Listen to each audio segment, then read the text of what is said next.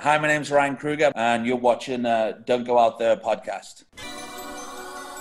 In a world where zombies, ghosts, serial killers, and vampires all exist, it's Nico, Brian, Mike, and Dustin, and they are all that stand between you and the films that could end the world.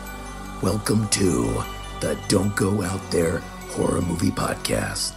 Welcome back, everybody, to the Don't Go Out There Horror Movie Podcast. Just want to thank all of our fans and listeners. Really appreciate the support. You guys are awesome. Before we get into tonight's film review, just want to give a quick shout out to our website, don'tgoouthere.com. Everything about our podcast is on the website. All of our episodes and interviews, if you want to check those out. We've done some incredible interviews in the past. Go check them out there in a specific tab by themselves so you don't have to scroll through hundreds of episodes on Apple or Spotify, etc. We also have our store if you want to grab a shirt, a mouse pad, a hat, all that good stuff. We'd love to see your pictures, rep your favorite podcast. And Shan's Etsy page is also attached if you want to grab a tumbler. All of our social media links are on there as well. Facebook, Twitter, Instagram, YouTube, TikTok. Like us, subscribe us, follow us, all that good stuff. And the last thing I want to shout out on our website is our Patreon. We call it Blood Donors. We have the traditional monthly reoccurring kind. If you want to support us, help us pay the bills, as we say. Or if there's a movie you want us to review, that option is available as well.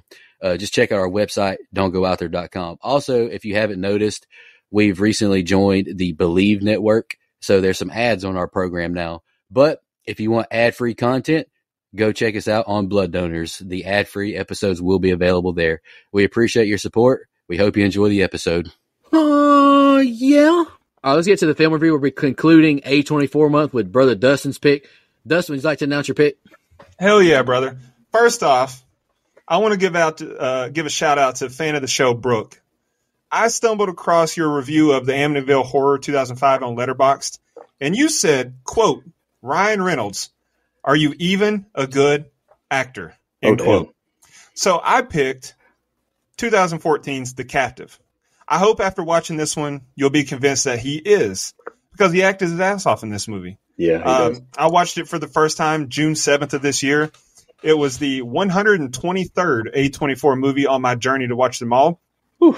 Look, it's a pretty basic child abduction storyline, but Reynolds turned in such a great performance that I was just held captive, no pun intended, by the movie from start to finish.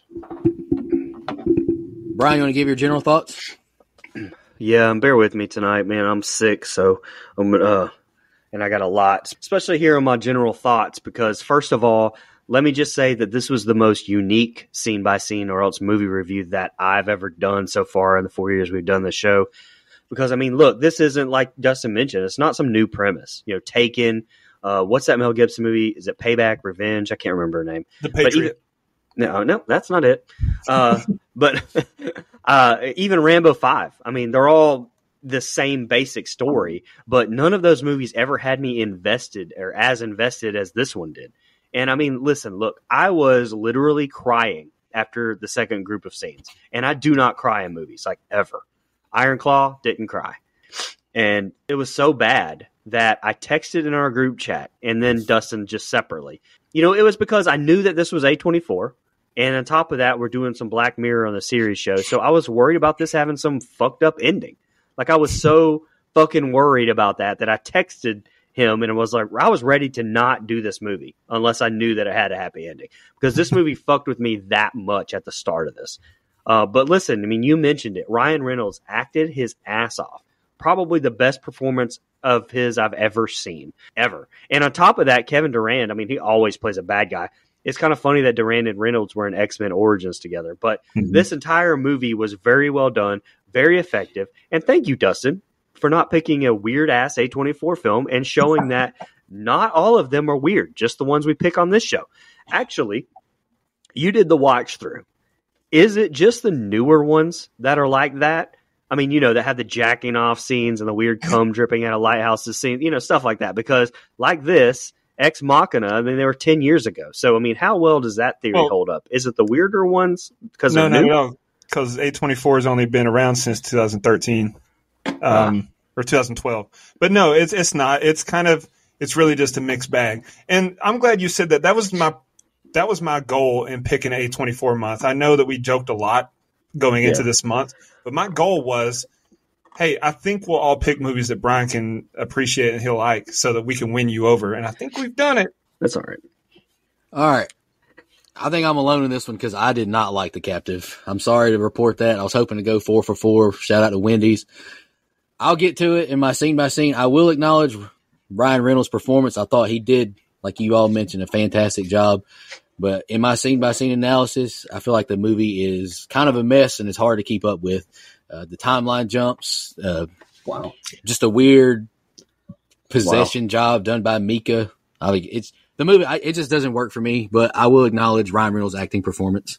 The nonlinear storytelling, it's easy to keep up with if you just pay attention to Nicole's bangs. She wears her hair different. She really did. But man, I was shocked by that. I honestly thought we had a little 4 for 4, like you said. I really liked the film. I'm not going to sit here and tell you it's enjoyable. It's far from enjoyable. It's a really tough thing to stomach, this whole film. I agree with some of Nico's criticisms, though. I will say I do think the time jump nonlinear storytelling is a little bit messy, and I don't think they're very clear sometimes with when they're switching back and forth. So that's a small criticism for me. It didn't bother me enough to make it a big deal, but it is there. But no, man, I think the story is really tough. And, you know, you called it your basic child abduction story. I don't think it is. I think this is a little different than any of the other ones I've seen. And I'll explain it in my scene by scene, especially towards the end of the film. They do a few things that actually kind of shocked me that they did. And I thought it made it more real, more realistic than some of the other ones I've seen.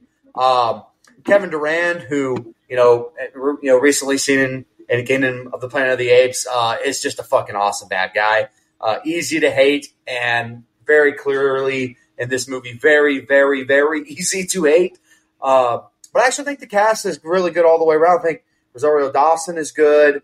God damn it, I had the list of names right here, but I don't anymore. But Ryan Reynolds is really, really good. As we talked about, probably his best performance I've seen him in that I can remember. Now I haven't seen any of Deadpool, so I don't know. But I know the Ryan Reynolds movies I've seen, and I think this is his best acting performance. It's right there with Just Friends. No, it's dude, that movie's so funny. Y'all see? Oh yeah, no, dude, Just Friends and fat Ryan Reynolds hilarious. Is fucking hilarious. It's fantastic. And shout out to Andy Smart. I won't tell you why. Is it because of the movie Crank? Have you seen that? You could say something about Crank. Yeah, sure. Wow. All right. Okay. Crank the movie. Crank. Well, I'm doing the scene by scene tonight, and like I said, bear with me because I'm not feeling great. But you were talking about the non-linear storylines. To me, like, it didn't bother me the first watch through, but the second watch through, when I really want to sit down and do the scene by scene, a lot of the non-linear storyline, the jumping around, made obviously more sense, but it made it even better to me the second watch through. I'm glad you said that because I thought the same thing. The first time I watched it when I'm doing my A24 watch through and I just saw it for the first time, it didn't bother me and I liked the movie. But then when I watched it again to do my notes for this and I know what's going, like I've got a grasp of the story now. Yeah. The nonlinear storytelling actually was effective for me. Yeah. Like, I think if you told it in a linear way, the story loses some of its luster because of how, I know, Mike, we disagree on this, but because of the basic storyline, like it's a child gets abducted, parents are trying to find her, cops are involved, cop goes missing. I think if you tell it in that story, it loses some of its luster. So I think it was very effective on the second watch. So we don't disagree that they're telling a basic story. Yeah. I do think my only thing was, hey, they do a couple things, and I note them in my scene by scene that's different because, we've seen child abduction movies or TV show episodes or whatever, but there's a couple things they do at the end. I'm like, ooh, I was not expecting them to go to that place that they went to, and I'll explain it. But yeah, man, we agree, just maybe a little bit differently there. But I do think, we agree. Sure. The story itself we've heard. Yeah, very big. Yeah, sure. The route that they take to get there is they do things differently. I agree. Sure. And before you get started, Brian, one more thing that I'm gonna let you go, and I'm excited to hear your perspective because you're the only dad and husband, or you're the only dad. Let me put it. I forgot. Mike's married too. But goddamn, I'm right here. I just felt like the reaction between the couple was very. I didn't buy it, and then I hated both detectives. Like, the detectives annoyed the ever loving fuck out of me because this dad just lost his kid, and they're like questioning everything the guy's done, and it annoyed the shit out of me. It's like you're supposed to be helping this guy, but you're blaming him. Well, and I get it, but I understood it because he came from homicide. Wouldn't he come from homicide? He came from homicide, and so like he's trying to use his skills to basically make sure that he's not the killer or make sure he's not the one that did it. And like I get it. Now as far as the relationship between, and like I said, I'm doing scene by scene, so but the relationship between the two, like, man, I get it. Like I mean. I completely understood it. Like I understood that she would blame him so much. Like if God forbid something happened to my daughter, like Heather, she would fucking hate me. I mean, and she would. I mean, it's not like it wasn't like it was his fault, but it's human nature to place blame, and I got it. I mean, I understood. Mm-hmm. I mean, I get it. Like I have notes on that, but it's like I feel like her reaction was way too extreme. Personally. But I'm excited. I'm excited to break it down. I'll explain once we get to it. I also hated the detective. That's half my notes. Anyway, no. I think when it comes to your kids, I don't think there really is an extreme. Like I think. Anyway, all right. So let's get started here.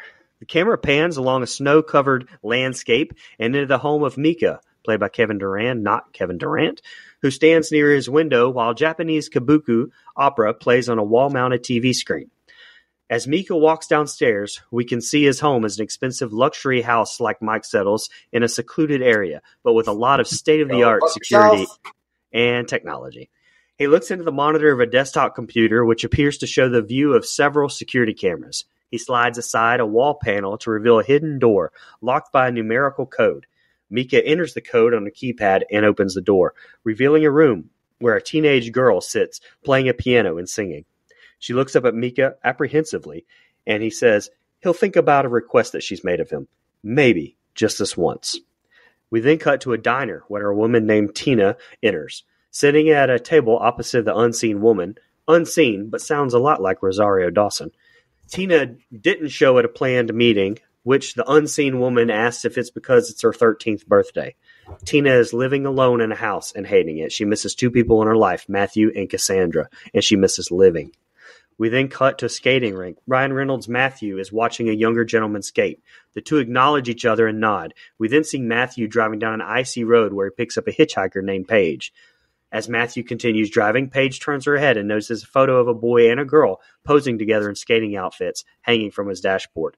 The boy in the photo looks a lot like a younger version of the young man Matthew recognized at the skating rink.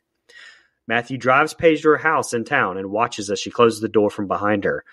Just then, he gets a phone call from Tina asking if he's coming to a meeting with another woman, who's asked to meet both of them. Matthew cites the heavy snowfall as why he can't make it, and Tina tells him that he's always got fucking excuses, and then mentions she's notices a brush like one of her mother gave Cassandra in one of the rooms where Tina works as a maid in the hotel. As she sits puzzling over the brush, Mika is seen watching her on his computer monitor. We then cut to a real estate developer's office where Mike is there talking with Captain Christopher Pike of the USS Enterprise from Star Trek, Mr. Bruce Greenwood. Mika watches Captain Pike begin to give a sales pitch to a man standing near a wall display advertising a new development and listens with interest as he finds the man is a police detective, Jeff Cornwall. Cornwall asks Gray about his wife, who was the last person seen with another detective named Nicole Dunlap, who is Rosario Dawson, who has gone missing. Gray says he'll ask his wife to return Cornwall's calls and speak to him on the matter. He also gives Cornwall 2 placards advertising a charity ball that recently took place. The placards have a large inset photo of Dunlap in a dress uniform. She was the keynote speaker at the charity ball.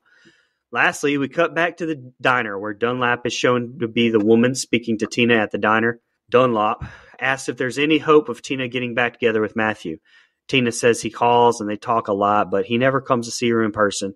Tina believes Matthew is guilty of doing something bad, and she wants him to feel that way. Go ahead. So, some blinding-ass opening credits. I know that much. Sheesh, that shit was so white.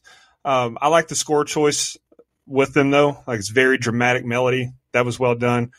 And then we get my guy Kevin Durand right after, and he's barely recognizable. That was wild.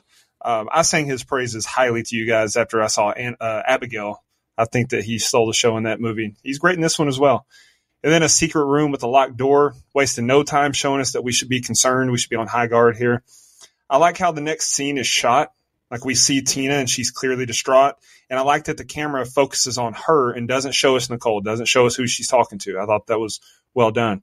I like how the pacing is managed by the constant cuts back and forth from Matt to Tina. And the score aids nicely with making it captivating. And then the big revelation that the woman on the monitors earlier, that was Tina, the plot thickens. I got a good laugh when Vince asked Mika if he ever treated him like a friend. Durand was just smiling like, yeah. And then Vince quit, never. That shit was so funny to me.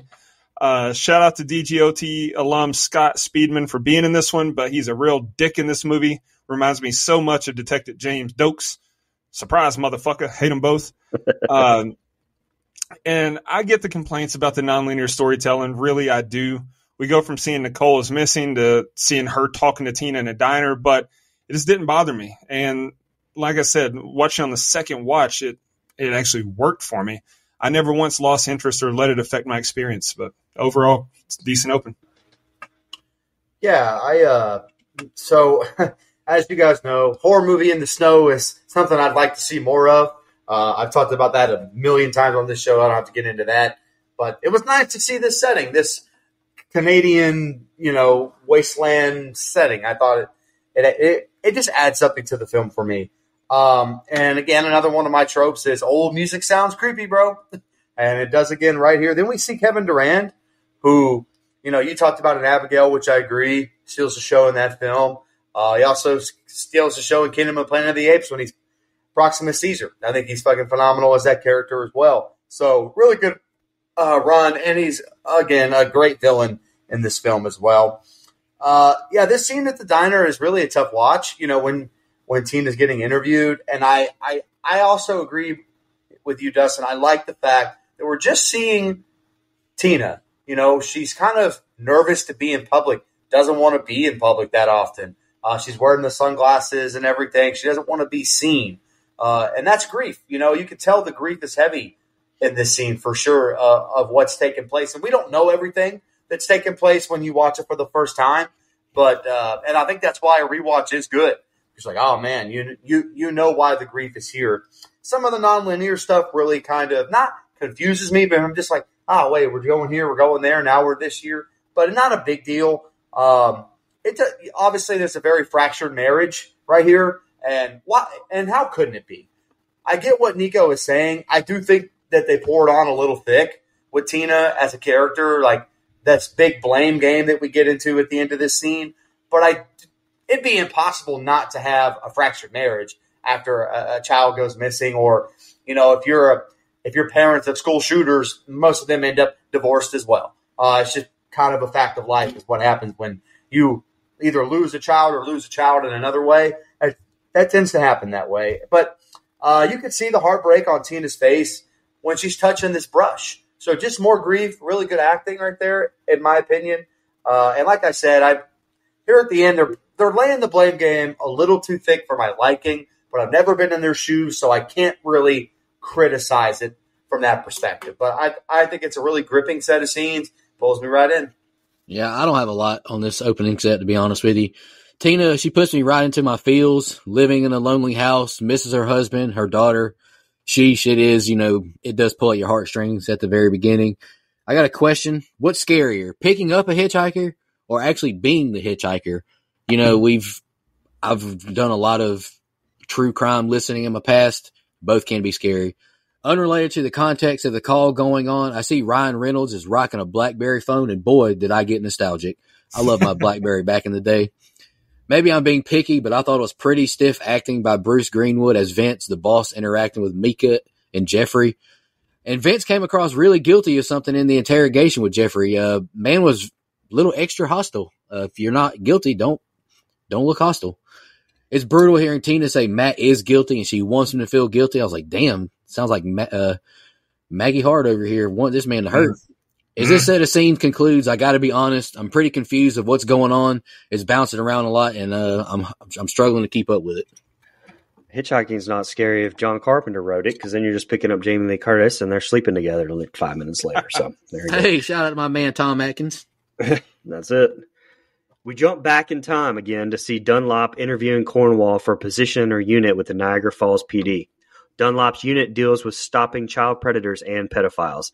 She shows him a video seized from an online child porn site to judge his reaction, telling him their job is never to look away from victimized children. Dunlop introduces Cornwall to the rest of the unit. We then cut to Matthew and Tina, who are watching Cassandra and the boy from the photo, Albert, skate together. Cass asks Albert to pinky promise he'll never skate with anyone else. While Tina goes to work, Matthew drives Cass to a roadside restaurant, and she lies down across the back seat while he places a dinner order to go for the both of them. The camera pans in on the door at the pie shop, and then back to the truck, where we see Matthew returning to his vehicle to a parent's worst fucking nightmare. His daughter, Cass, is missing. Matthew's voice becomes more frantic as he runs all around the area calling her name, and this is where I started crying. Go ahead. Seeing how whatever was on the screen affected Cornwall was tough. Like, I could not imagine that job. It's a sick world we live in. I like the flashback seeing the family together at skating practice. In such a brief scene, they really get the feel, or we really get the feel that the family is just a perfect, happy family. And then disaster strikes. I cannot imagine the hell that this would put a parent through. Matt had every reason to believe that she should have been fine with him running in real quick just to get a pie. How many times have they done that? And the camera work was excellent. Just showed us the pie shop. Shows us, just the door. It really shows how quickly and discreetly everything can change. It is a little unlikely that not a single sound would be made, though. Like no car doors opening, no muffled screams. Like even us, the viewers, didn't hear anything. So I don't know. I think if the camera had followed him inside the shop and we didn't hear anything, it makes more sense. But we stayed right there at the vehicle. I don't know. We're caught up on everything that's happening with the family, and I'm invested. We're rolling. Yeah, I was going to say, not a ton on this set of scenes. A lot of, very dialogue heavies. I would recommend you just go watch this one for sure. You mentioned Scott Speedman. I think he does a good job with this type of character. Really, really good. I don't know if he's supposed to be super unlikable, but I think we all are kind of in agreement on it. So he's doing something right, at least if that was the intent. But anyway, as Cornwall, I think it's a really good character and an interesting take on this kind of investigator, because normally in these films they're the ultimate good guy. Here's kind of a pair that you're kind of having a hard time rooting for in this film, and I think that's a very interesting take. Whether it worked for you or not, that's totally fair. But as crazy as it seems, Cornwall's right. You can't be in a unit where you're in this child abduction situation or you're investigating these types of things if the first thought is to shoot and kill. It just doesn't work. It's vigilante justice, and people think that's like the wrong way to be wired, but it's true. You kind of want to stop them, protect children, instead of just kind of hang them all in the street. That really wouldn't work. So I thought that was an interesting touch. Again, they do a few things that just make it feel more real than some of these other movies. Again, we get some time jumping here, and I just noted it again because I'm like, this isn't my favorite thing in the world. It's not a bad thing. I love this father-daughter relationship. I hate that our time with it is so short because it's really, really good, and the chemistry is there for sure. I think Ryan Reynolds, when he's being a happy dad, also played that part really, really well. I thought it was a great job. Pie for dinner normally would make him a dad of the year, and then we have a situation where it's just an absolute parent's worst nightmare. Couldn't imagine. Never want to be in their shoes. I literally don't have a whole lot to say about it because I'm not in their shoes. I don't understand. But I do think this could happen to anyone, which is why I do think the blame game is a little thick for me, just because you feel safe in your little community, or you should feel safe to an extent, and you're just going in to get pie. This is probably something that Matt has done 1,000 times. He's left his daughter in the truck, daddy-daughter time. He goes inside, grabs a pie, comes back, they go home. probably done that before. This one time it happened to be a worst nightmare. So, again, just some very realistic touches, in my opinion. All right, Jeffrey, he has a terrible interview line. What's your relation to children? Well, I was one. Good God, man. I guess it's okay if you're handsome like Scott Speedman. You can get away with it. I noticed there was a lot of questions about dating in this interview, which comes into play, obviously. And I guess I'm being extra critical tonight. I mean, I like Scott Speedman. Obviously, I'm a huge fan of The Strangers. I like him in Underworld. But I didn't buy Cornwall's reaction to the video of the child abuse. The acting, it seemed fake. Woody Harrelson in True Detective seeing Dora Lang's video, that felt authentic, seeing some child abuse. I don't know. Scott Speedman just didn't sell me. I think a lot of this interview scene, it could have been cut, honestly, just to keep things moving. The family dynamic is cute, and Matt's conversation with Cass, I thought it came across very genuine. I'm quite confused now. Matt and Cass just left, and now Tina is already deep in a shift at work. Another time jump? Like, what the hell just happened? As a dad, you can't leave your kid in the vehicle alone, even though, like Mike said, he's probably done it several times to go inside to get a pie. But at the very least, you have to lock your doors. Come on, man. And like you mentioned also, Mike, this is a parent's worst nightmare. Your child missing. And I thought Ryan did do a great job portraying that terror. I mean, I know a guy in real life whose son is missing, has been since 2016. I couldn't imagine it. So I think Ryan did do a good job portraying the terror. But Scott Speedman frustrated me a lot in this set of scenes. We jump back to the basement where the teenage girl is shown to be Cass at her current age, and she's shown being held as Mika's captive and has been since she disappeared, now 8 years ago. Mika is offering her a chance for a few moments conversation with her father. Cassandra notes Mika doesn't like the idea and reminds him that he's never told her his name and she has no idea where the house containing her prison is. Cassandra has not attempted to escape or contact her parents because Mika has threatened to kill both Matthew and Tina. Cass wonders if it wouldn't be easier for Mika just to kill her now that she's reached young adulthood and Mika is no longer interested in her, insinuating he only likes young girls. Mika responds saying, "She's so valuable, Cassandra, doing exactly what you're doing." We then cut back to the police station 3 hours after Cass's disappearance. He quickly becomes very irritated with Detective Cornwall giving his insinuations that he may have somehow had something to do with this, nitpicking his every word, and all he wants is them to fucking do something. We then cut to Tina cleaning a bathroom at work as she clocks a skating trophy in the room, one looking a lot like the one that Cass and Albert won as kids, we later find out. As Tina stares tearfully at the trophy, Cass speaks into a microphone about when she won it. Mika, listening in, commends her on the performance, but asks her to repeat it with less self-pity, obviously recording these stories for whatever sick reason. We then go back in time again as "Eat your food, Tina" is brought into the station. She becomes hysterical as Matthew tries to talk to her about Cassandra's disappearance in a heartbreaking scene. She hits him several times, doesn't resist, as he grabs onto her and holds her in some tremendous acting from the both of them.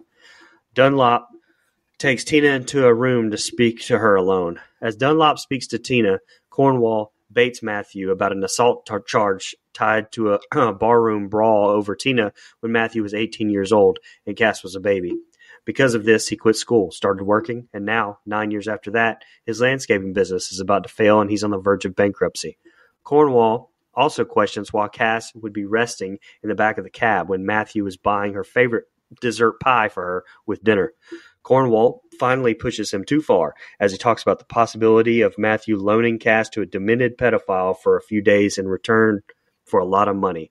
Outraged, Matthew tries to hit Cornwall, but the detective shoves him to the ground.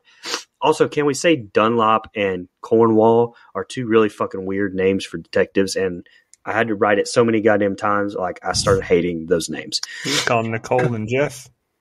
That's it. We see Dunlop meeting Tina in the diner again. Dunlop telling Tina that she doesn't excuse the way Cornwall acted towards Matthew, but tries to explain it from Cornwall's point of view. Tina still hates it, defending Matthew's love of Cass. Tina leaves the diner very upset. We then cut back to Mika, who again watches Tina at work. As she changes bed sheets, she finds a ring box in the bed this time, which contains a baby tooth. Tina breaks down and cries as she suspects that it's one of Cassandra's baby teeth. Meanwhile, Cass is heard making a recording about it. As she speaks into the microphone, she finds a way to slip something into the narrative, part of a word play between she and her father the day she disappeared. She smiles to herself. And lastly, we see Tina meeting with Dunlop in her office. Dunlop asks Tina about her relationship with Matthew, and Tina says she can hardly look at him without seeing their daughter and saying terrible things. He didn't show up for this meeting because he was sure Tina would scream at him in anger, something Tina admits that she would probably have done. It's clear by this point that Matthew is still suspected of at least negligence in Cassandra's disappearance, and even Tina holds him responsible. So their estrangement and separation is obviously happening. Nicole asked Tina, should we start? And that's it for this group of scenes. So disgusting hearing grown up, quote unquote grown up, as grown up as we see her, Cassandra telling Mika that he's lost interest. Like, that was just like a kick in the nads. That's disgusting. And then here's where Reynolds starts his masterclass. We can feel the emotions. Like, hats off. I really hate how Jeff is a dick. Like I said, just like Dokes and Dexter, he's just overly suspicious for no reason. Now, I do get that he's coming from Homicide, so he hasn't learned the style, and he's trying to bring that over. So I do forgive it some, but it's just so annoying. But Nicole, she does a good job of explaining why, no one saw Cassandra, no one heard or saw anything suspicious at the pie shop. I do appreciate that we, the viewers, saw the truth, because I got to admit, it wouldn't look good for Matt otherwise. The whole scene where Jeff painted Matt as the mastermind behind Cassandra's disappearance was annoying to me. Lack of empathy and tact, as well as straight up accusing him of, quote, lending his daughter for a few days. It's just disgusting. I loved Nicole's line, though, when Jeff said that Matt reminded him of someone from his past. And she said, well, this is the present. Good shit. Get him, girl. All the stuff being found in the hotel rooms by Tina is just pure evil. Planning those things so she'd find them is just so cruel. But it had to be a glimmer of hope, I think, that, maybe she's still alive after all these years, because, so I don't know. I don't know how I'd feel in that situation if I were her. Something else I'll commend the movie for doing. The score is present in almost every scene. Like in some movies that, where they do that, it's distracting, but not here, not to me. I like it. It builds the drama very effectively to me. Other than Jeff, another really good set of scenes. Well, I don't understand. And see, I even texted Dustin and I was like, is what she's finding in these rooms real, or is this in her head? Because it didn't make any sense to me that she wouldn't immediately go to the police with all this stuff. Yeah. So, and that's to me, and I told you, I didn't remember because I'd only seen it the once. I didn't remember that detail, but that to me, that's some of those things that I don't think works on the nonlinear storytelling. Because then we find out that she'd been finding these things, just keeping it to herself. And even then, it doesn't really make sense why she wouldn't. Yeah. But as you're seeing it unfold, it's like she finds one thing here, and then we go 20 minutes in the movie. That's an exaggeration, but 20 minutes with nothing happening, nothing related. And then she finds another thing. So they could have done that better. I agree. Yeah. So, man, Duran's character is an evil fuck. I mean, what's the point of, especially here before you find out what he's actually up to with some of this, what's the point of letting her talk to her dad? I mean, that's just some evil mastermind shit, man. That's, oh God.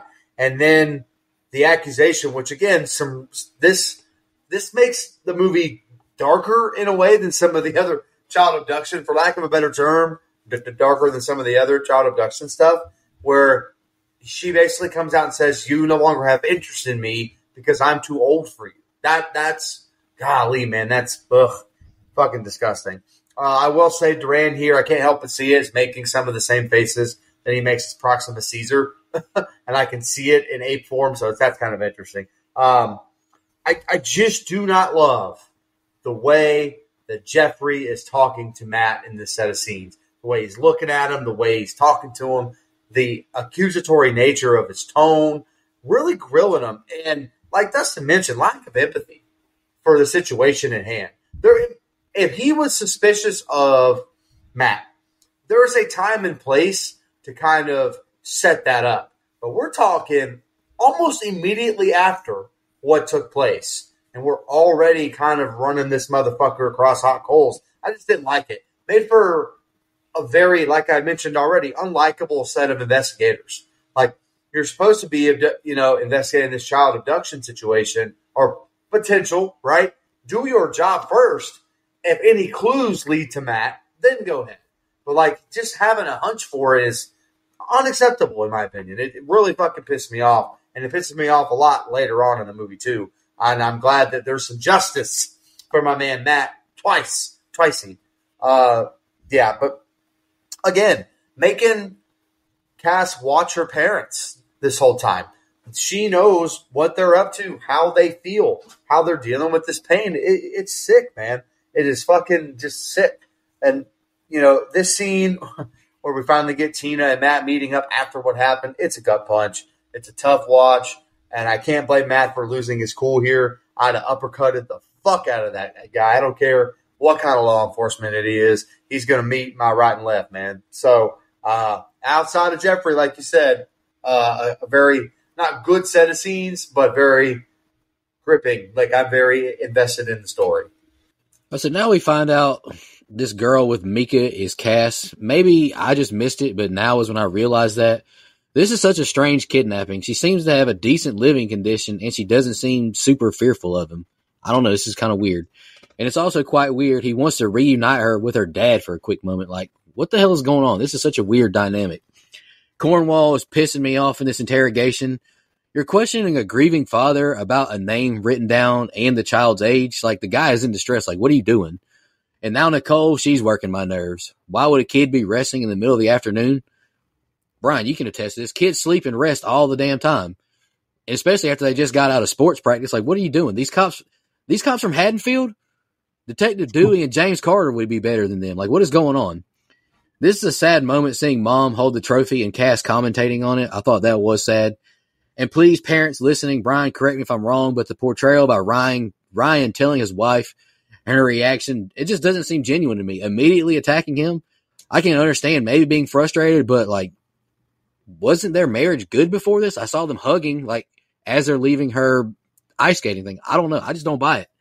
Cornwall continues to annoy the fuck out of me with him bringing up Matt's assault charge. Why is this relevant when his child's missing right now? You need to have these thoughts to yourself and discuss it with Nicole, like, together, not right now. Why is the idea of a kid taking a nap after ice skating practice such a wild concept to them? Like, this, like, that annoyed the hell out of me. Cornwall is implying a lot. He's supposed to be working for Matt. This is frustrating. It's way too soon in the investigation to be taking these kind of leaps. Nicole defending Cornwall to Tina bothers me as well. Cases are all different. I think it's a terrible excuse that it reminded him of someone close in another case. It just bothered the hell out of me. So, real quick, two things. So you mentioned how strange it was, Cassandra, like, she had good living conditions. She didn't seem to be in fear or anything.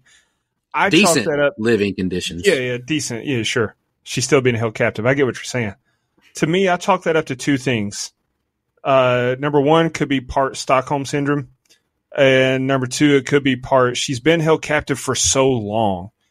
And she is getting the things that she needs. So, you know, maybe at some point she just realized if I just play along, things won't go so bad. I don't want to get sick and nasty, but she already said you've lost interest in me. So maybe she's thankful that the molestation had stopped. And so she's like, okay, this is my life now. Let me just accept it. Is that not what happened with Elizabeth Smart, right? Like, same thing, very similar, where she eventually just kind of accepted the hand that she was dealt. And like, I'm pretty sure. Sorry, go ahead.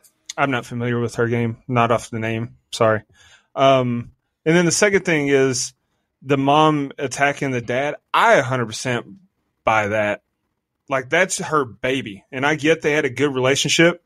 Yeah. But my baby, our baby, was under your care.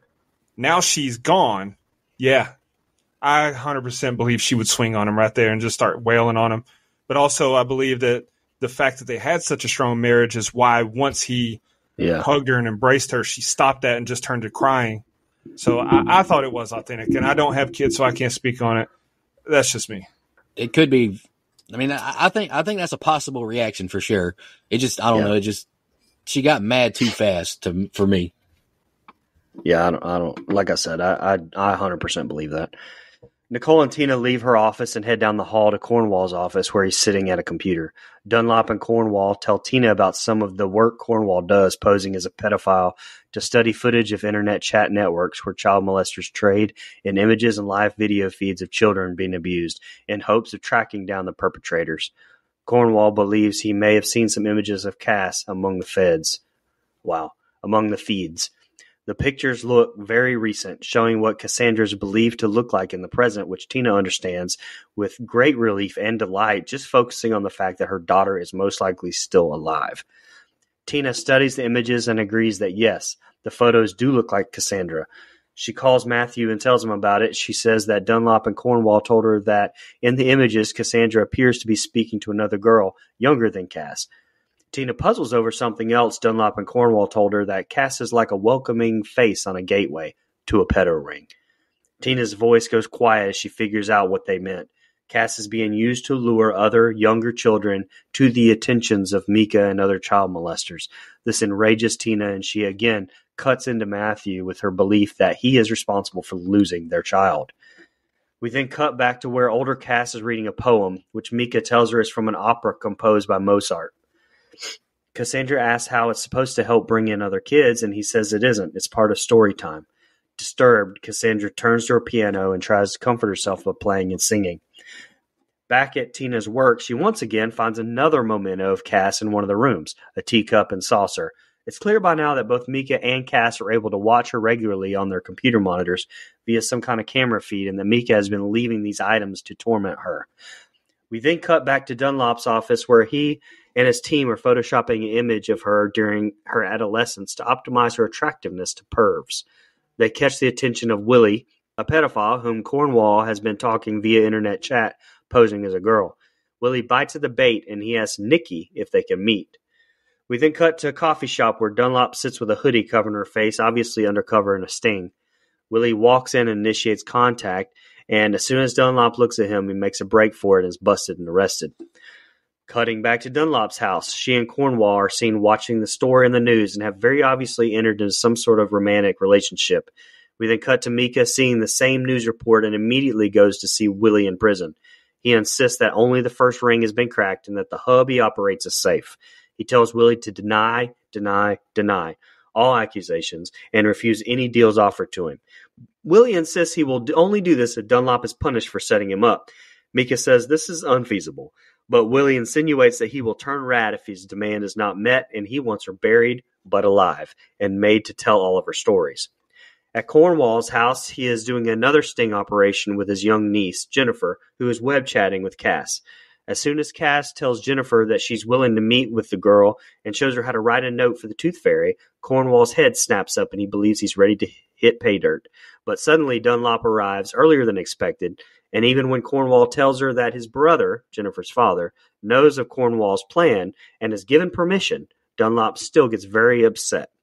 Mika sees Dunlop come into views of Jennifer's webcam, recognizes her, and immediately terminates the chat connection. However, a green LED remains lit. That's why you always got to close those cameras on your laptop. We're showing that Mika can still see and hear everything happening in the room via Jennifer's webcam. He watches and listens as Dunlop tears into Cornwall over the sting and uses a young girl as bait, potentially endangering her. Mika also learns that Dunlop's unit knows what Cassandra is being used for. Most important, he overhears Dunlop telling Cornwall that she no longer wants him to accompany her to an event happening that night. She's going alone. Really emotional stuff with Tina getting the news that they think they found recent pictures of Cass and she's alive. Now that we know what happened to his daughter, it makes Matt's side quest picking up Hitchhiking Girl so much more meaningful. Like I ain't gonna lie, the first time I saw him pick up that teenage hitchhiker, it's like, oh, that's a little creepy. She should not have gotten in that vehicle, to be honest with you. But now it's like, I get it. He's hopeful.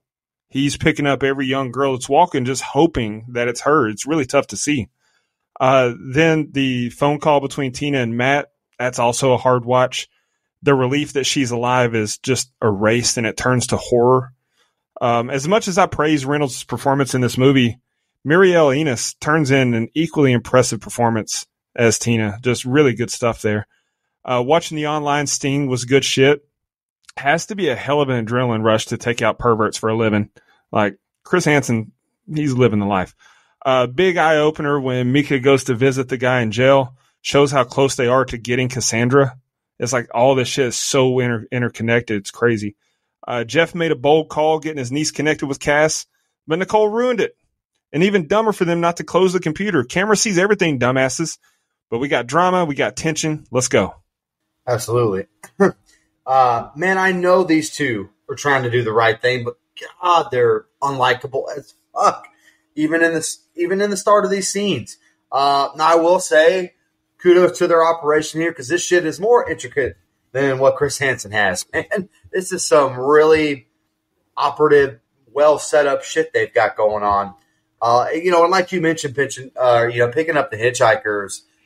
It's sad upon rewatch because exactly the reasons you said. You can just tell he's hopeful that he passes his daughter along the road. That's just the feeling that he has, and Reynolds does a good job getting that across. This phone call is fucking gut wrenching, man, because this idea, hey, we found her alive, but she's literally the front porch for a child, abduction operation, ring, whatever you want to call it. I don't want to get too graphic, but you know what the fuck I mean, and that is horrifying. That would be, oh God, as if your worst nightmare couldn't get any worse. Here it is.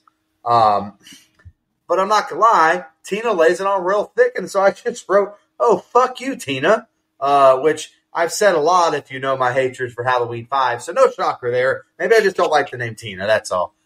Sorry, I had to get a laugh in it because this is a very serious subject matter here. I will say, Cass, pretty good piano player and singer here. It's sad, obviously sad conditions, but damn, I mean, she's pretty talented. Again, this is what I was talking about in my open.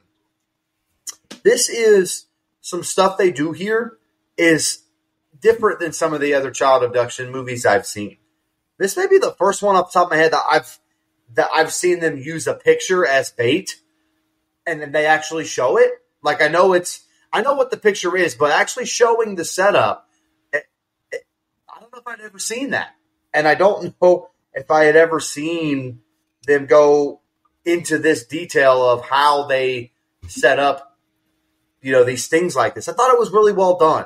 Now I don't know how much of a horror movie it is, but it was very interesting to me. And I thought it made it more realistic. And honestly, I forgot from the only other time I'd seen this film that these two end up being a couple. It's kind of revealed to you right here, and it's hinted at earlier. But right here, it's revealed like, oh yeah, they're fucking. That's right. Damn, I forgot about that.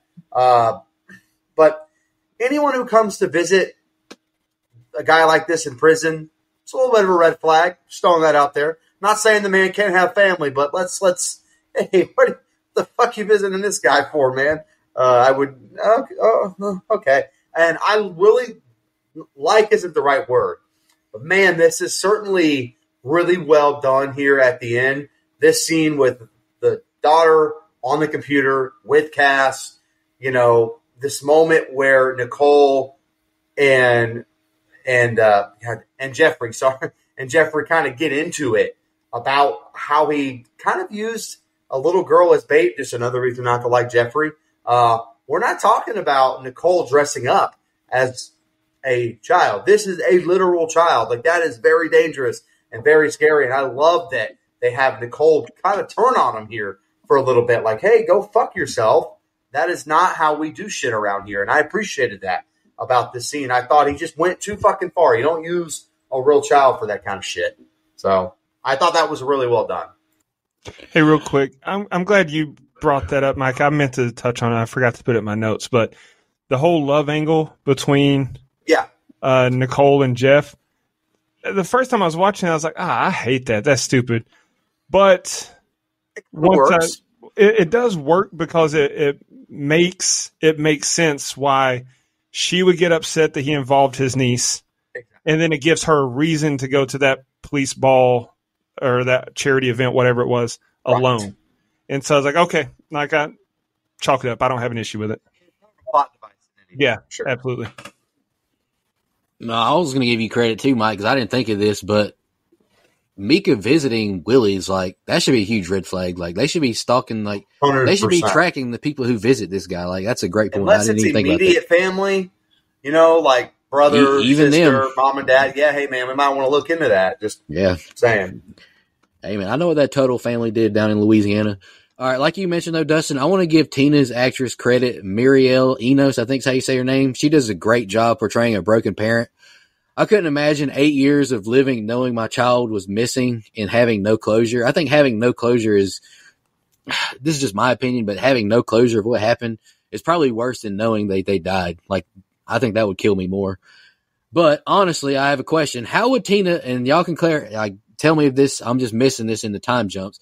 How would Tina know if that girl is cast? 8 years is a long time, and she went through puberty in that time. Her looks would have changed so much. How would she know? And like, maybe that was when she was younger, but I don't know. I missed that part. I think it's wild that they're allowing Tina to call Matt to tell him they concretely found a picture of her when it even hasn't even been proven yet that's her. I don't know. That bothered me. Well, but maybe I just missed it in the time jump. I don't think that she said it is. I don't think that she says the cop said it's her. I think that was just her saying, I trust me, I know it's her. But I agree with what you're saying. Like age progression, she wouldn't know what she looks like. But also, I think it's one of those things like, this is your kid. You saw them every day for however many years that before she got taken. Like, I think it's one of those things like you look at, when you know. That's what I was going to say. When, she would be able to tell because it's just something you would know. I mean, it's not like she got abducted when she was, 1.5 and now she's suddenly 15. I think you would definitely be able to tell. Anyway. No, I mean, that's fair. But I mean, I don't know. Going through puberty, the girl's going to change a lot. I mean, it's a little bit of a reach for me. Tina, she frustrates me, blatantly accusing Matt. I think the man is devastated by what happened. I don't think just continue to blame him is productive at all. It's a beautiful moment seeing this animal, Willie, get busted. I think it's sickening how brave these guys are going out in public to meet children. If you see anything like this in public, please call it out. Kevin Durant as Micah, he does a good job playing this sicko, and with that mustache, he can never deny the allegations. This is some disgusting stuff Willie and Micah discuss. Bury her like the others, but she lives and wants to hear her stories. That creeped me out, I'm not going to lie. Cornwall is outrageous, like you mentioned, Mike, using his own niece to talk to pedophiles or anything like that. What is wrong with this guy? And I thought it was really good for Nicole snapping on him. I don't know how this guy has a job still. LaGuerta would never. No clue how Cass maintains composure doing her recruiting either. LaGuerta may. I don't know. I've only seen the first season. These cops, I think they're idiots. How are they continuing to argue and they don't even consider that the feed is still live on the other end? I thought that was just remedial of them.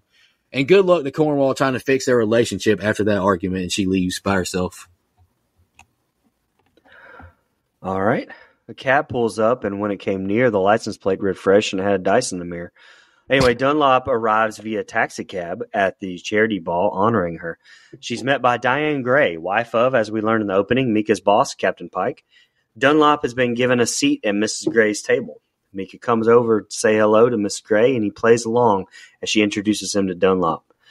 We are then shown a mysterious woman with long, dark hair entering the ball as well. She takes a powder out of her purse and puts it in her drink as she listens to Mrs. Gray introducing Dunlop as keynote speaker of the charity ball. The only empty seats are Dunlop's, as she's on stage, and another at the table. As Dunlop is speaking, the mysterious woman sits down at Dunlop's seats, puts her drink down. Mrs. Gray whispers to the woman that her seat's taken, so the woman moves to the other empty seat, discreetly taking Dunlop's drink instead of the one she just put down right beside it. Dunlop's speech earns a standing ovation and a high number of pledges. Seated again at the Gray's table, she talks about the technology she and her unit work with, something Micah takes the opportunity to ask her about. In the meanwhile, Dunlop has finished her drink and Gray has poured her a second. The powder starts taking effect and the mysterious woman helps Dunlop downstairs and out of the center and offers her a ride. She helps Dunlop into a limousine and sits beside her in the back. There, she pulls off a long, dark wig, revealing short, blonde hair underneath. The woman is Micah's accomplice, Vicky. Dunlop realizes she's been drugged and is in serious trouble, but can do nothing as Vicky cradles Dunlop over her lap and watches her slowly black out. We are then show Matthew as he is delivering a shipment of evergreen saplings to a work site, only to find the foreman has sent everyone home due to the snowstorm. He tells Matthew that there's a roadside motel a very short distance down the highway where he can spend the night. When Matthew checks out the next morning, he finds the trailer has been stolen and one of the trees lies on the ground near his truck. When he happens to look in the direction that the top of the tree is pointing, he sees a number of trees stood up in the snow along the road, forming a trail. He gets in his truck and follows it. As he reaches the end of the trail where the barricade has been placed, we are shown a camera at the top of a nearby tree. That was a long-ass trail, by the fucking way. Like, how would nobody mess with those trees? But okay. Matthew follows the last couple of trees on foot to a clearing where a young woman stands near the trailer. It's Cass. Matthew is overcome with relief and joy as he hugs his daughter. She tells him cryptically that the people who took her arranged for this meeting because she's precious to them. But she only shakes her head silently when he tries to press her to say who these people are. Matthew doesn't understand when she begins repeating bits of the conversation that they had in the truck just before her disappearance, saying a promise was made and asking if it was kept. A cryptic reference to whether Albert kept his promise never to skate with anyone else. Finally, Cassandra says the visit is over and she has to go and Matthew has to forget her. He refuses, grabbing her in a tight hug and insisting that he's taking her home. Mika, coming out of hiding behind the trailer, fires a tranq dart into Matthew, knocking him out, like Ace Ventura does to that rhino. Cassie doesn't resist as Mika helps her to her feet and leads her away. That was a heartbreaking scene, but it was also happy because they finally got back together. Go ahead. Yeah. So we're catching up to Nicole's disappearance here. Nice tie-in with what we saw earlier with Vince. Thought that was well done.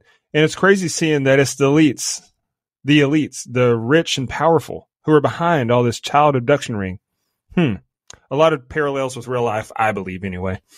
And she's abducted in plain sight. A little far-fetched for me. Like, I get that she wouldn't feel like, or that she would feel like she's not in danger due to the nature of this event.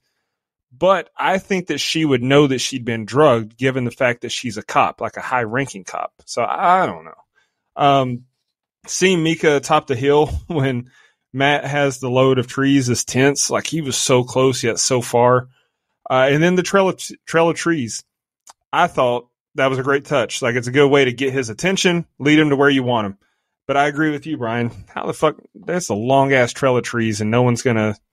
Like, they're all still standing. No one. How long? When did they do this? What time of night did they do that? And I tell you, if their reunion doesn't get you in your feels, you may need to check to see if you have a pulse, because that was touching. Like, that's gut wrenching there. Absolutely. But the fuck was she talking about? She just quoted their whole conversation from the last time they were together. But I was like, what the hell? That whole conversation was a gimmick. What the fuck you doing, Cass? Talk to him. But I get it. It comes back into play. And then you're telling me he was just crouched down on the other side of that trailer and Matt didn't see him the whole time? That part I did not like. Like, makes sense that he lost Cass now. He has no awareness, no situational awareness at all. So, anyway, go ahead. Jesus, man. All right.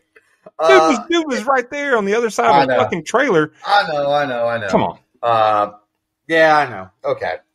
I agree with you. I like how they're connecting everyone and tying back to the beginning of the movie. I really do think it helps with some of the linear storytelling. So I'm not forgiving it all because sometimes it did bug me, but I don't mind it as much when you start tying some characters and people back into the movie that we saw at the beginning. I do think it kind of helps and works.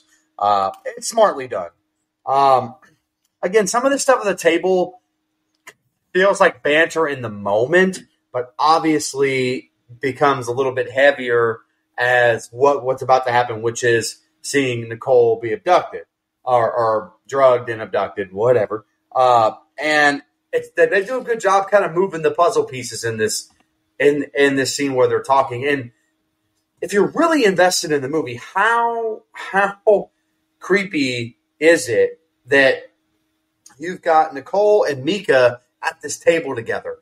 There's so many times in this movie and in the next set of scenes in particular where the people that are after this motherfucker are so close to this motherfucker they don't even know it. It makes for great tension for the audience. You're like, God, if you could just put some pieces together, you'd fucking have him. And he's just sitting right there like an evil fucking prick. I think it really plays well for the audience, for sure. And the song from the beginning ties back in here yet again. And this snow setting, which I touched on earlier, really helps the film in these sets of scenes because it's kind of here where Ryan Reynolds takes over the film. Like, there's a lot of other characters throughout the movie. This is where Ryan Reynolds starts to really, really shine and his acting starts to come through, is in right here where he's kind of driving around, really looking for answers. I was not expecting this reunion here. Not going to lie, the first time I saw it, I was like, whoa, what the fuck? That's random. Obviously, it was all a ploy by Mika and crew. And like Dustin mentioned, I don't know how he didn't see him right there or see somebody right there, but what the fuck do I know? Yeah. But it's heartbreaking as shit. Dustin, you mentioned what the fuck was she talking about? Of course, it comes back into play later, but I took it as maybe the saddest part of the whole thing because you can tell she's been sitting on that conversation with her dad for all these years. That is the last time she remembers talking to her dad. At least that's how I took it, was like, damn, like that's sad as shit. Like, you want to relive that conversation because you've had that in your head for however many years now. Absolutely, but she just kept repeating it. You've No only got a little bit of time with this man that you haven't seen in years. Say something. Say I love you. I know. I miss you. It sounds crazy, but something we've already touched on, which was she's only been talking to Mika and these people online that aren't really, it's all fake. It's all a show. She hasn't had a real conversation with someone in fucking forever. So fair, I'm saying it would have been nice, like, hey, get me the fuck out of here. But she knows that if she does that, they're both going to be shot. So, and that's why I get this. Right. Why she kept saying it's a gimmick, and that comes back into play. She's trying to, but she's trying to make a hint. He's not getting a hint. It happened. Yeah. I was only partially serious with my criticism of that. Like, I know. Well, I mean, he does lack some awareness because, like, she's laying out a hint for him and he's not picking it up. But that makes it all the more devastating when you know damn well it was going to be a setup. He's shot in the back, or tranquilized, whatever you want to call it. He's put out to sleep for a little bit. Just really, really sad. But to me, the intensity starts to ratchet up here. I'm really, really in right here because, like I said, I think Reynolds kind of takes over the film from here. Mike, I think me and you have some similar notes just from how much true crime we listen to. Yeah, but like you mentioned, Mika greeting Nicole, like that was super scary to me. It's unreal how often serial killers are the worst people imaginable. They blend right into society. BTK was just a regular Sunday school attender. He was a regular ranger. Yeah. John Wayne Gacy. Everybody said he was just a regular, normal guy. Turns out they weren't. But to me, this charity scene, it drags. And Nicole, she's a detective. She drinks something, then starts feeling bad pretty instantly. I don't know why she isn't raising a ruckus right now. I don't know. Vicky, disgust me. I don't know how someone could live a normal life when your job is to abduct children and people. Like, I don't get the psychology. My man Matt drives a Dodge Ram. He's pulling a trailer. Blue collar worker. My man does not have soft hands, brother. And kind of like you mentioned, Dustin, is this whole town in cahoots with Mika? Someone stole this man's trailer from behind his truck and lined up all these trees he was hauling. No one said anything. No one saw anything. The hell is going on? Yeah. Matt, instead of calling the cops, follows all these stolen trees that are lined up perfectly for him. I don't know. I don't know what I would do in that situation. Maybe I'm being too critical. I couldn't imagine the influx of emotions from Ryan Reynolds, though, seeing your daughter alive in the flesh after 8 years. I don't know how I'd react. I would probably just be an emotional, teary-eyed mess. Then hearing his daughter talk about he wanted me to be happy just this once, that's horrifying to think about. That would kill my whole mood. I'd be scared to death. But I feel like Matt has to have better situational awareness. His daughter is, saying this weird stuff. She's acting weird. I don't know. I feel like I'd be a lot more cautious and aware in the situation, just like you mentioned, Dustin. But I do feel awful for Cassandra as well. Like, I couldn't imagine the emotion she's feeling either. This movie, even if I'm not the biggest fan, it does make you explore a lot of emotions. Definitely. Two more sets of scenes here. We're now sitting on a couch as Cornwall meets with Mrs. Gray to discuss Dunlop's disappearance, a continuation of the opening bit of scenes. Mrs. Gray mentions she took the only empty seat at the ball, the seat that Cornwall was supposed to occupy until Dunlop decided not to bring him. Cornwall lets this slip, and Mrs. Gray asks if the mysterious woman knew this. She thought nothing suspicious about the mystery woman offering Dunlop a ride because Dunlop needed one and was traveling alone. Dunlop awakens to find herself locked inside an empty van down by the river. Nah, it's in a garage, with heavy wire grates preventing her from escaping via any of the windows or doors. A van meant to remind her of one she talked about having to sleep in, 14th birthday, when she'd been homeless and alone. Mika sings the notes of an opera like a fucking psycho that Dunlop can hear through strategically placed speakers. Driving down the road, Matthew figures out why Cass was repeating snippets of their conversation from the day she vanished. She was making references to Albert. He understands Cass wants him to pay attention to Albert and wants him to watch Albert practicing at the skating rink. On duty at work again, Tina finds yet another memento of Cassandra's childhood, a series of pinwheels attached to the railing of the balcony for one of the hotel rooms. Tina breaks down, starts to come apart. Back to the van, Mika torments Dunlap further by pressing her to start talking more about her stories, including how she had to sleep in the abandoned van when she was 14. He warns that if she doesn't talk, he might stop returning and leave her to die of thirst and starvation. Back at the hotel, Tina has finally called the police, and she's with the hotel manager in the room where she found the pinwheels, and Dunlop is studying the room. An air vent catches her attention, and she pries off the cover to reveal a hidden camera. They theorize that Tina may have been watched for a long time, even though the mementos of Cass have only started showing up relatively recently. We are then shown Matthew taking a call from Tina asking him to come home, which he obliges and finds Dunlop and Cornwall waiting. When they tell him about what's been going on at Tina's job, Matthew only becomes angry, thinking they suspect him. He challenges Dunlop to arrest him if she thinks he's involved in any criminal activity. As Matthew leaves, he finds Cornwall taking pictures of the inside of Matthew's truck, which is still decorated with many items related to Cassandra's childhood, including the picture of her and Albert and the blanket Cassandra had laid on when she was taken. Cornwall asks why the truck resembles a shrine. Matthew answers by asking his own question. What did the five fingers say to his face? Slap! Before Matthew gets in his truck and storms off. Back in her room, Cass tells Mika that she needs to feel new experiences now that she can't watch her mother anymore, and sets up what she puts into action with her father and Albert earlier. She reminds Mika of a particular story she told him about when she won the trophy and showed it to her mother, and how Mika said it was the most moving story she's ever told him. Cassandra suggests making it better, and the next set of scenes is the ending. All right.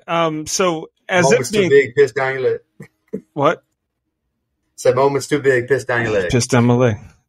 All right. So as if being kidnapped and locked in a van wasn't bad enough, listening to Mika sing opera, kill me now. Fuck it. Get it over with.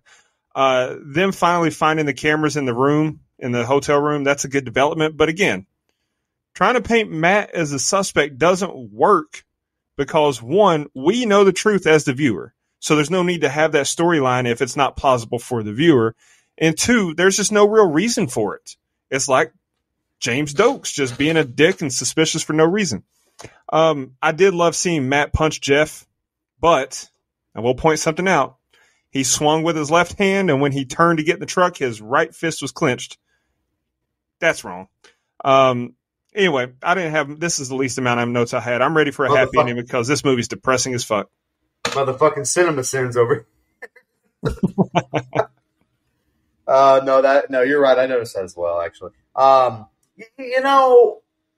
This woman does come into Jeff's house and is a little accusatory towards him. I have the shoes on the other foot, fucker. How's that feel? Probably not very good. Yeah, go fuck yourself. Anyway, that's just my thought there. I was not expecting this man, Mika, to sing 4 octaves higher than his speaking voice. What the fuck was this, man? That was some wild shit. Opera's not my favorite music, in case you couldn't tell, but it was a little bit of a way to turn up the creepy factor for sure. And I really think Tina here, just overtaken by grief, is very powerful in the scene. But there's a little bit of a time jump where we go back and we see the cameras and the cameras being discovered. I mean, I get it; it all ties in. And when you watch it as one whole complete film, it's not that bad. But man, taking notes on it, I'm like, God damn it, we're jumping here, we're jumping there. It gets a little bit flustering. But man, sweet, sweet vigilante justice right here. Punch that motherfucker in the jaw. I fucking loved it. Or the 5 fingers said to the face, like Brian said. That's what I'm talking about. Good for Matt. fuck that guy, fuck Jeffrey. And I'm just back to not liking, in this scene. Again, we're back in time now. In this scene, him and Nicole are so goddamn unlikable again. Even though we know that Nicole has been abducted in real time, we're going back. It's like, God damn, I fucking don't like these people. I'm just glad my man Jeffrey got his ass knocked out. That's all I had. Kind of like you mentioned, Mike, I'm starting off. This movie does a lot of guilt shaming on other people.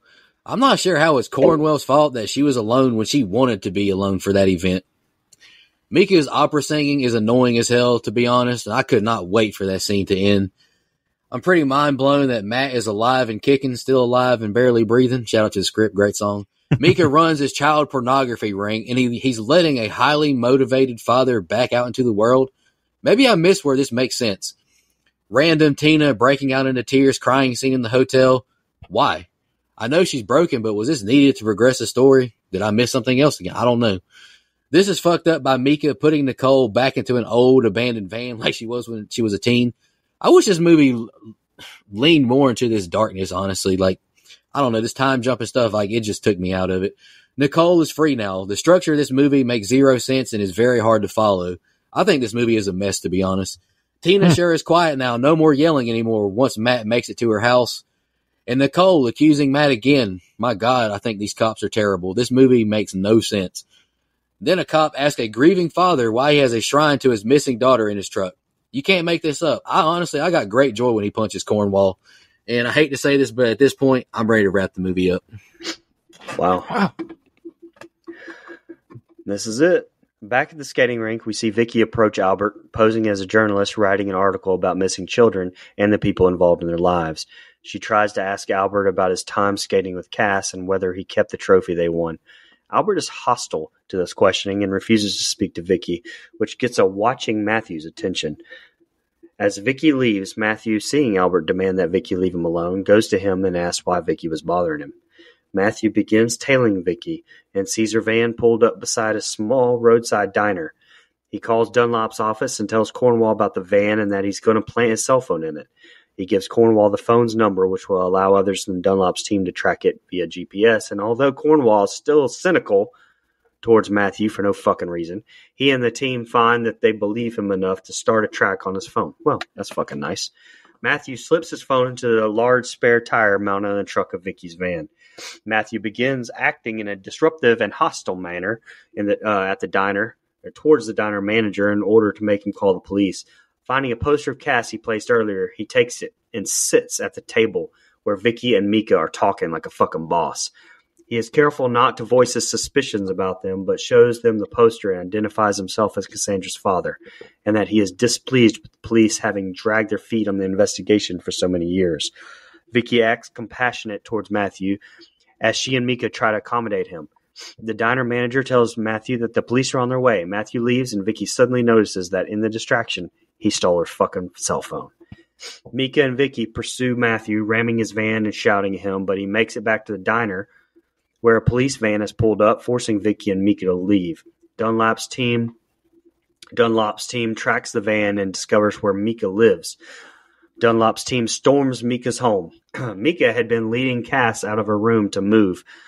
They hear the police, and Cass tries to scream, covering her mouth. Mika forces her back into the room, but is unable to lock it before Dunlop's team arrives. Vicky shoots Cornwall, but his vest protects him. He's wounded, but not badly. Vicky is gunned down and killed like the fucking trash that she is, and Mika begins walking towards the officer, seemingly looking to commit suicide by police. When he refuses to halt on command, they shoot him. An officer demands to know where Dunlop is, but bitch-ass Mika only says that she's in a van where she's had her 14th birthday before he dies. Cass is rescued and has a tearful reunion with her parents at the police station. Tina even hugs Matthew with one arm as she embraces Cass in the other. A little bit down the road, Cass and Tina visit Cornwall as he recovers in the hospital, and he talks about Dunlop's meeting with Tina and how Dunlop benefited from them as well as Tina. Matthew clears all the mementos of Cassandra's childhood out of his van, not needing them anymore. Police find their way into Mika's garage to find the van in which Dunlop is held prisoner and find her still breathing, which, by the way, I saw online when I was doing the research for this that a lot of people thought she was dead. And I was like, what? Did I miss something? So when I watched it on this, I made sure I watched, and her ass was breathing. So I don't think she was supposed to be dead. And if so, they missed some fucking breathing. So that was bad. We close as Cass steps onto the ice in the skating rink and starts to skate as she smiles. So, first of all, I didn't put it in my notes, but hearing you say it reminded me of how I felt watching it the first time. I'm so glad that Matt didn't go with Tina and Cass to visit him in the hospital, because that checks out 100%. Matt would 100% hold that grudge, like, fuck that motherfucker. Anyway. So Cass's whole incoherent spiel does make sense. She was trying to give her dad clues without being obvious. Lead him to Albert. Hell yeah, Cass. Good shit. Good plan by Matt, but I hate Jeff dragging his feet and not jumping at the opportunity to catch the predators. But I will say, I don't think a spare tire would hold a cell phone, especially with how erratically they were driving. Like, he just put it in the spare tire right there. That's fair. And then talk about tension. When he sits down at the table with the bad guys, like, they were clearly nervous, and it played out great to me. I thought that tension was great. I don't get why he left, though. Like, taking their phone was smart, but the cops are on their way to the diner. He should have just camped out and waited for them. Like, he didn't know they had a gun until they started shooting, so maybe just wait in your vehicle outside in the parking lot. And even if they do shoot you there, there's fucking witnesses. I don't know. I didn't really like that he left. At least I took it as he wanted to go through that phone, and he wanted to see what was in there, or maybe it could lead him to another aspect. Yeah, I don't know. maybe, but I mean, like, again, he called the cops, and he made sure that the diner owner or worker called the cops. So the cops are 100% coming, no matter which call they're responding to. So he doesn't have anything on him right now, right? I mean, you called the that's what I cops, thought. but you don't have anything on him. They're not That's what going I to took fucking it like as. harass and investigate him. I don't think you don't have anything on, but you have her cell phone now. So I get you wanting to go through the cell phone, but fuck it, just camp out and give it to the cops. They may not have probable cause, but I don't know. I think a lot of things add up. And if you're going to leave, he didn't even – I don't think he drove like he was trying to get away. He drove like he was trying to prolong the chase. And then also, it felt like their car chase went on a lot longer than what it looked like. Like, we shouldn't be that close to the diner, I don't think. When he turned around and headed back towards the diner, it's like, oh, it's just right there. I felt like they were driving for a lot longer than they were. But it worked out. Jeff is, at the house now. Hell yeah, get that bastard. Some pretty lame gunshots, though. I didn't think that they were filmed well. I didn't think they were acted well. It was all horrible. The two gunshots that we got there, I thought that was very bad. But we get our feel good ending, though, with Cass being reunited with her parents and Nicole being found. All is well. Bravo. Yeah, this movie definitely needed a happy ending for sure. Albert was a lot nicer to that person than I would have been. At first, obviously, you think it's some kind of investigative reporter, but I really like that Matt was picking up on what was going on there. That was really, really smart. So for not having any situational awareness before, he's got some here because something smells, and he smells it, and I like that he goes after it. Pause. But again, I like that he makes this phone call to Jeffrey because he could have very easily not done that, especially since I punched this motherfucker. He's accused me of all kinds of crazy shit. He thinks I murdered my daughter or running some kind of sex ring with my daughter. And I'm not. But I call him anyway. Almost like bygones be bygones. This one time I need you to do your fucking job the right way. And so I give the character credit there. I also give the performance by Reynolds a lot of credit. He is awesome in this set of scenes to me. Him at this table with these fuckers, these sick fucks, it's great. You can cut that tension at that table with a butter knife. Goes over, lays down the missing poster in front of them, and he knows good and damn well they're the ones that have her. I think it was great. His speech was perfect. Normally, I'm not a big fan of like elongated chase scenes. I've talked about that on the show before. It works here because the subject matter is so intense. It may not have been the smartest thing for him to leave, but I mean, as far as just playing out on screen, I thought it worked really, really well. Obviously, his old beater wasn't going to be able to outrun anybody. And it was just so fucking satisfying seeing Mika die, man. I know you could say the acting in the gun didn't look great or anything, but just great to see that fucker die on screen. It was awesome. And I'm glad we got the happy ending that we all really needed. We needed to see the three of them reunited, smiling and hugging, along with Nicole being okay. I thought, you could have a movie like this and it not end happily, and that would be another interesting way to do it. I'm glad they went this route, though, because we were just a little too deep in the dark stuff. We needed some kind of light here. All right, I want to compliment the score playing as Matt pursues Vicky to the diner. I thought it was quite menacing. But Cornwall, he continues to aggravate me. Cornball, as I should call him. He has no business being a cop that works for people who need compassion. This guy's just a dick. I refuse to believe Matt can overhear that video that's playing from Vicky and Mika. Like, I just don't buy that at all. And I think this is a weird interaction between Matt, Vicky, and Mika. Mika is just casually sitting there giving weird looks and not responding to anything. Like, what is going on? And I also refuse to believe that these criminals wouldn't have grabbed their phone before Matt could take it. Zero awareness on the Madden scale. And like you kind of mentioned, Dustin, Vicky looks extremely nervous with a gun, considering who she works for and what she does. Like, that didn't work for me either. I'm happy that Cornwall got shot. It might teach him a lesson. And Mika just charges right at a cop saying to not do it. The fuck kind of criminal is this guy? And he's revealing where he has Nicole hid. I'm thankful he's passing away. It's a beautiful moment seeing this family reconnected, even though this movie has frustrated the hell out of me. As a human who does have compassion, unlike Cornball, that did make me smile. And yay, Nicole was found too. I don't want her to die alone, obviously, but I'm not going to pretend I liked her character in this. And, I'm not a father, but as a father, I couldn't imagine seeing my little girl skating again after all that's happened. It was a good, happy ending, and Ryan Reynolds did do a really good job throughout, so props to him. Social media right now. Social media. You got the twits, the X. I checked earlier. We didn't have any. Let me double check again. I don't think we do. We got nothing on the gram. And we got nothing on Facebook, so it must just be a movie that not a lot of people have seen. But listen, go watch it. Like, seriously. Yeah, don't listen to Nico. Listen to us three. Go watch it. Mike, if you're talking, bro, nobody can hear you because you're muted, brother. Oh, sorry, brother. I'm old. I'm old like you. What I was going to say was you said nobody watched it. Buddy, wait till you hear the gross. Yeah. Oh, I bet.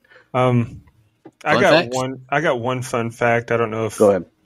The only one I've got is that this film was booed when it debuted at the Cannes Film Festival. Damn. They booed it. Booed. So those French bastards can go to hell. If you're listening to us from France, he didn't mean that. Not you. Just kidding. Just the people that booed. Not you. And if that was you, then yeah, look in the mirror. Ask yourself what are you doing. I'm looking at the But thanks for listening. Absolutely. Okay. Time for the budget. Awesome. Love that for me. This movie was made for a cool $8 million, which is what I found after checking multiple sources, including ChatGPT. And this movie grossed worldwide through its limited release. So not fair. Very limited theatrical release, mostly Canada, some U.S. Worldwide, this went for $1.5 million. However, has found a second, in the way that movies used to find a second leg and become a cult classic from being on VHS, this one found its footing on streaming. Was on Netflix for a long time. One of the most watched movies on Netflix for the year that it was on there. So it did find a second home. So you mentioned limited release. I want to mention, like I said, this is a very early A24 movie. Yes. And, A24, they are still an indie studio, but they're definitely pumping in the money into their projects now, and they're getting the releases that a lot of major studios are getting for some of their projects. But this was only the 15th movie ever released by A24. So if I had to guess, just though, if we're just talking budget, what, half went to Ryan Reynolds maybe? Yeah, probably. Like, don't forget Rosario Dawson either. Yeah, it feels like a very cost-efficient movie to make as far as the making of it. Yeah. So I imagine a lot of that budget went to some of the actors because there's some pretty good names in here. Yeah, for sure. All right, I'll go first. I didn't pick any favorite and least favorite kills.